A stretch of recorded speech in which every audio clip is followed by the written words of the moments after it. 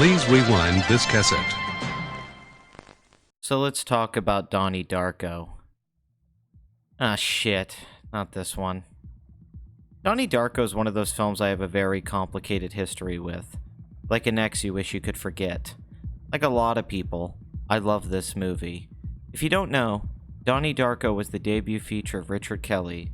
Despite decent reviews, the film bombed on initial release and only found a new life on DVD.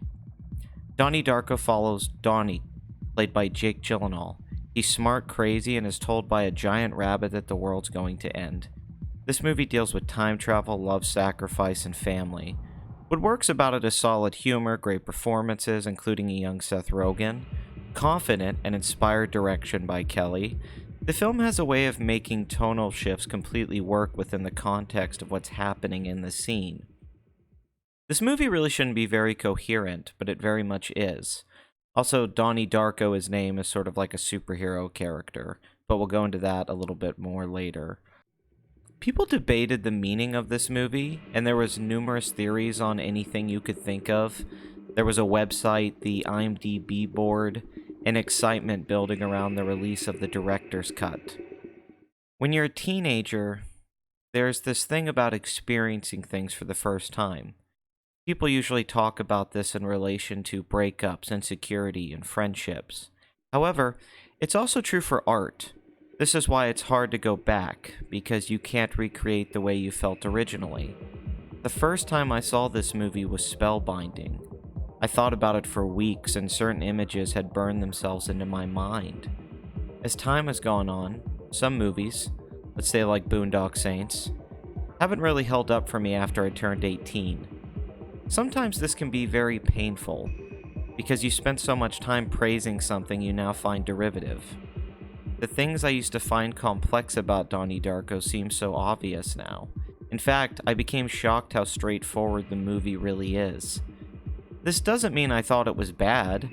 It's still a good flick. Well, I thought it was a good movie until I saw the director's cut.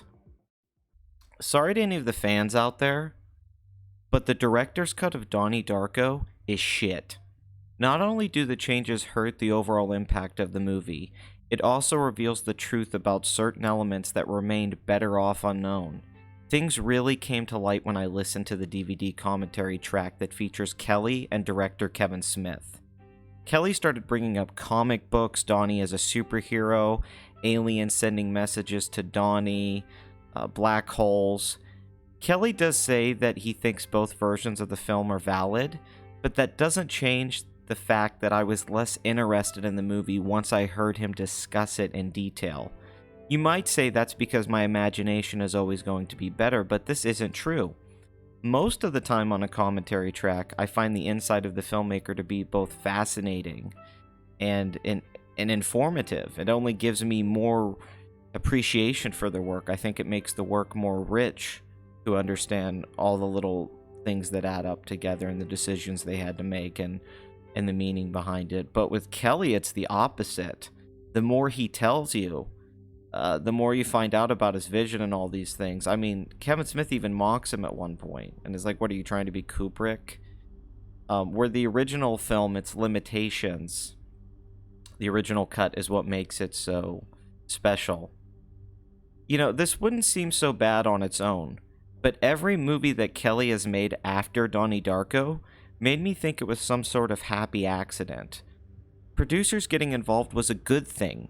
Kelly being limited, that was a good thing. He had to be more creative. If you ever wonder why we praise certain artists, it's because once you try to do something yourself, you realize how many pieces are involved and how many elements have to come together for anything to be good.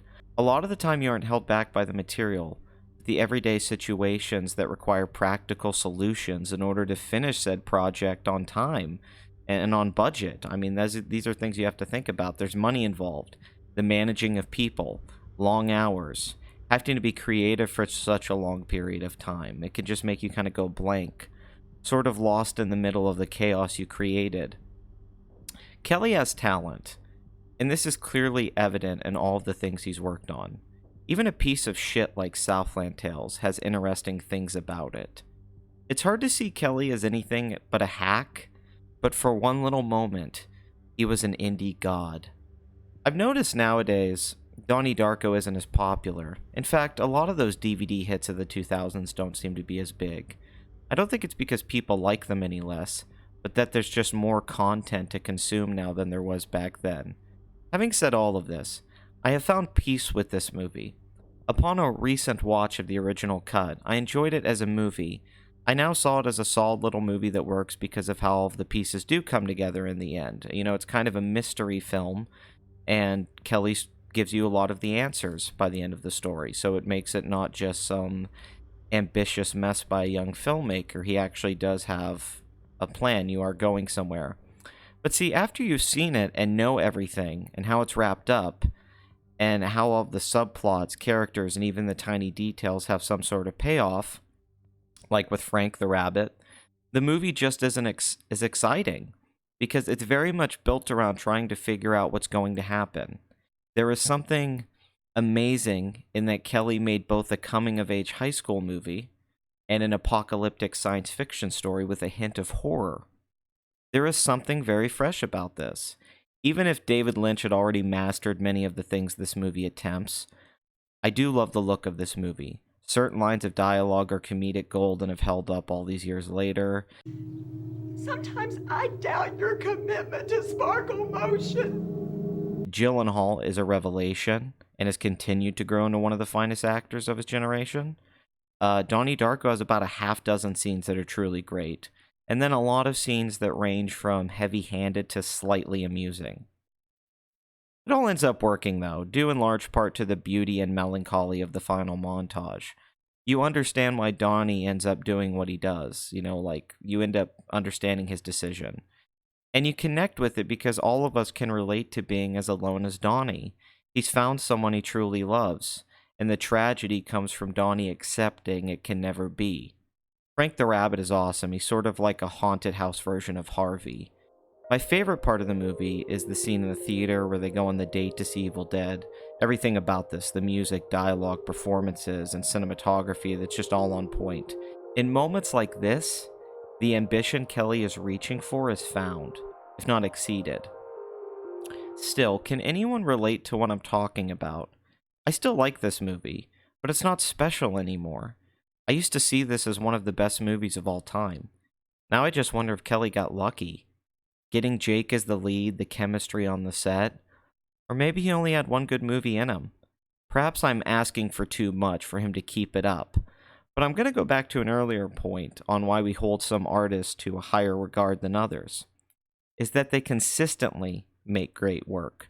Directors like Kurosawa, Kubrick, Scorsese, Fellini, Ozu, Bergman, and so on, have a large body of good to great movies.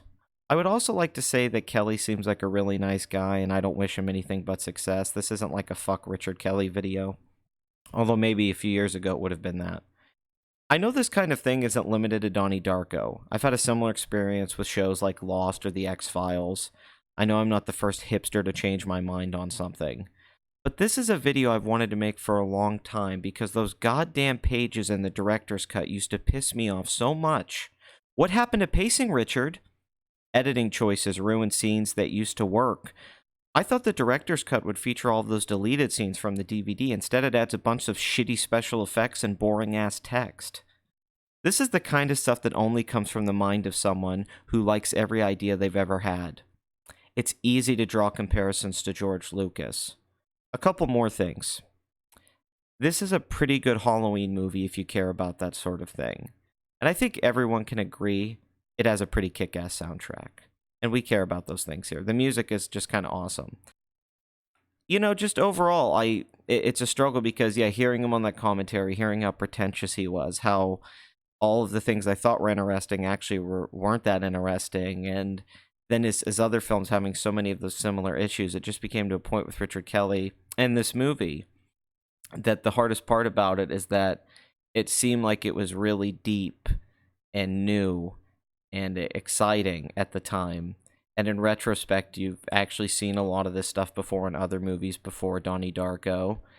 And it kind of, it is serendipity. A lot of it happened by accident. A lot of these things were because he didn't get to do what he wanted to do, which is true for every film.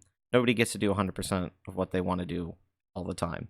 You have to make compromises. But these major compromises, and I think just an overall effect of probably this production and what he had to go through, I think made the movie better. I think the fact that it became successful on DVD and it felt like you discovered it made it a better movie. I think that's what was exciting about it.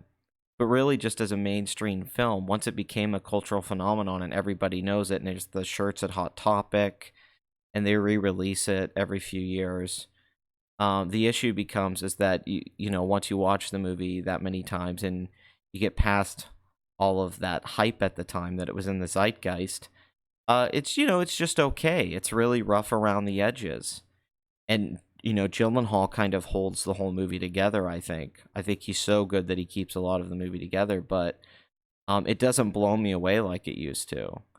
Now I see it as kind of like I would still maybe say it's a minor classic, just because it was his first film. But man, the director's cut, I just remember everyone saying like, man, the director's cut's even better. I remember at the time, and I'd watch it and I was laughing my ass off like, this is awful. Some critics even gave the director's cut better reviews. And then as time went on, I realized that like a lot of my friends and other people on the internet were just hating it.